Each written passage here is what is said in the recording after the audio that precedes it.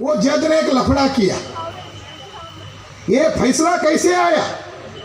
अयोध्या का फैसला ब्राह्मण कैसे जीत गए? क्या तर्क था उनका?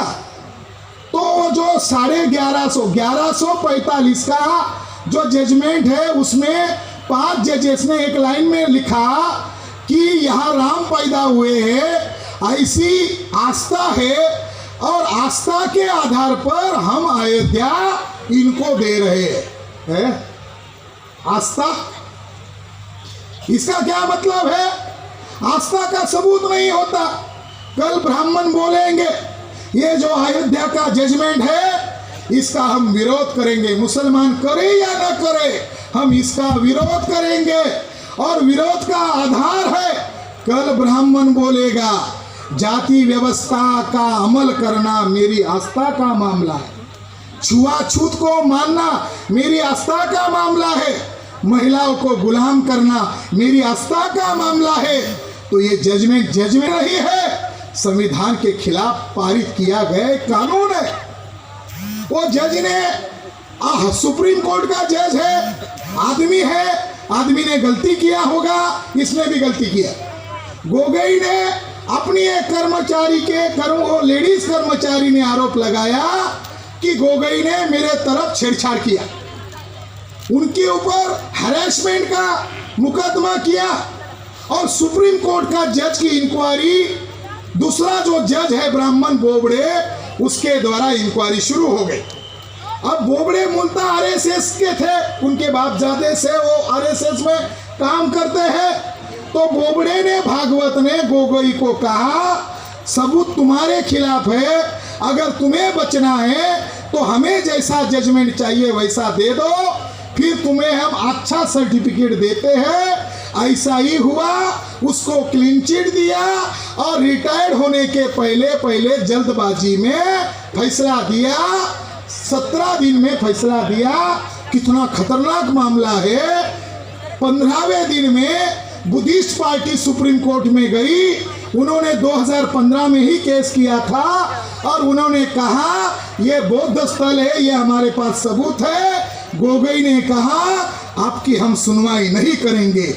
जज को जज बनना चाहिए था, जज ब्राह्मण का दलाल बन गया, बौद्ध पार्टी को आउट किया और आरएसएस के साथ जो गुप्त समझौता किया वैसा उन्होंने समर्थन देके ब्राह्मणों के समर्थन में वो मामला हो गया। मैं ये मामला आपको क्यों बता रहा हूँ? मामला मस्जिद की जगह का नहीं था। आज मणि पर्वत, कुबेर पर्वत, पुब्बाराम, ये जो 100 एकड़ एरिया में जो सम्राट अशोक के स्तूप है, विहार है, उसको मोहन भागवत ने, बीजेपी ने 200 एकड़ जमीन राम मंदिर ट्रस्ट को दी। केस का मामला 2.7 एकड़ का था, 200 एकड़ का नहीं था। बाकी जगह एएसआई के पास थी। एएसआई क्या कर रहा है? एएसआई ब्राह्मण के समर्थन में खड़ा है, इसलिए हम एएसआई के यहाँ पर इकट्ठा आकर हम हमारे लोगों को फिजिकल दिखा रहे हैं। आपको आपकी विरासत बचाने के लिए आगे आना होगा।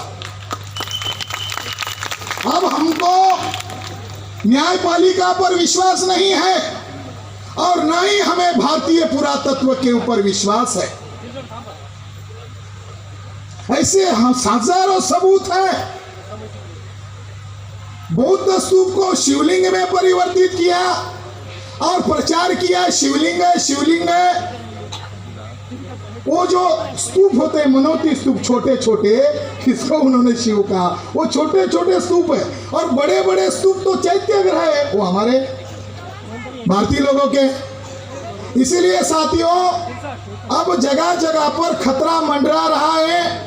सोपारा में जो तथागत भगवान गौतम बुद्ध का भिक्षा पात्र रखा हुआ है, वो जगह कानूनन पुरातत्व विभाग की है, मगर उस जगह पर कब्जा किया जा रहा है। जागो, कब्जा किया जा रहा है। सोपारा में जो लेण्याद्री गुफाएं, जुन्नर गुफाएं, एक नेता है चुनकर आया राष्ट्रवादी का, अमोल कोल्हे। हमें गर्व है कोई संभाजी महाराज का किरदार कर रहा है, शिवाजी महाराज का किरदार कर रहा है, हमें उन पर गर्व है। मगर काम ब्राह्मणों का तो ये गलत है।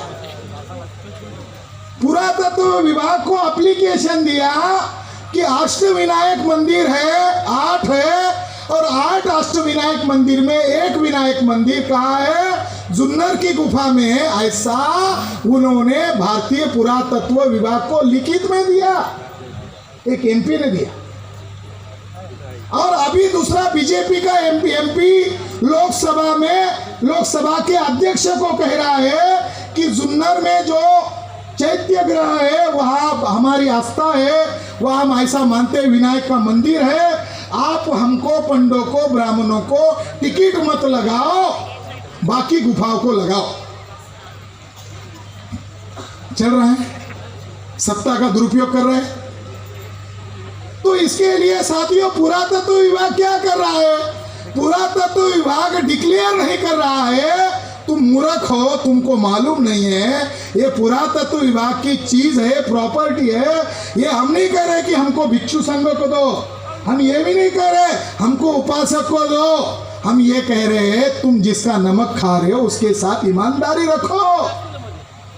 तुमको पैसा मिल रहा है, तुमको सैलरी दी जा रही है, तुम उसकी सुरक्षा करो, मगर तुम सुरक्षा भी नहीं कर रहे हो। और आरएसएस बीजेपी के लोग जुन्नर पर कब्जा करना चाहते हैं। केवल कानेरी गुफा के पास आओगे, इतना ही नहीं बचेगा, ये बचेगा।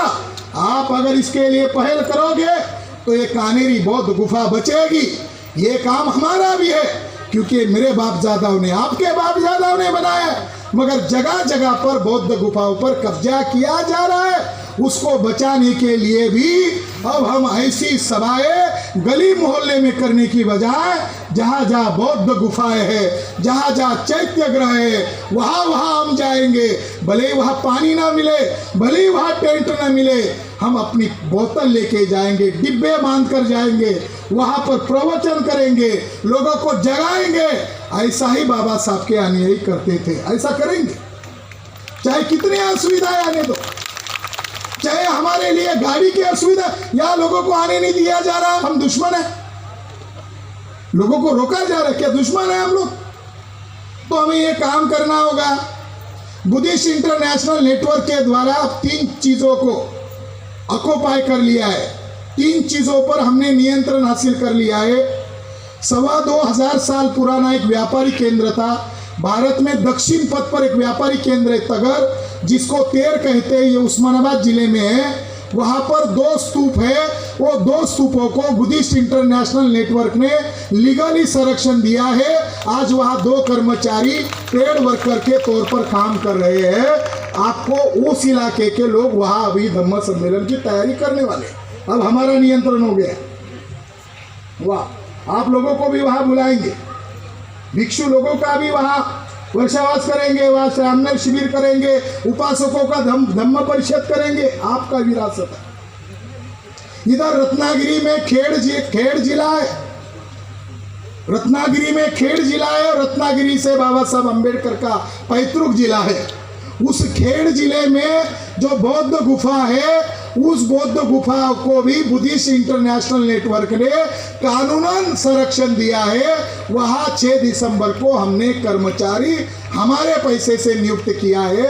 आप लोगों को, रत्नागिरी वाले, कोकण वाले लोगों को वहाँ जाना है, करना पड़ेगा, तरीके से लड़ना होगा, और संवैधानिक दायरे में रहकर लड़ना होगा।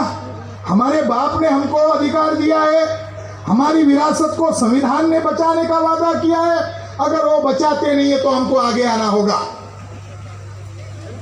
साथियों, इस तरीके से बौद्ध विरासत को बचाने के लिए आपको आगे पहल करना होगा।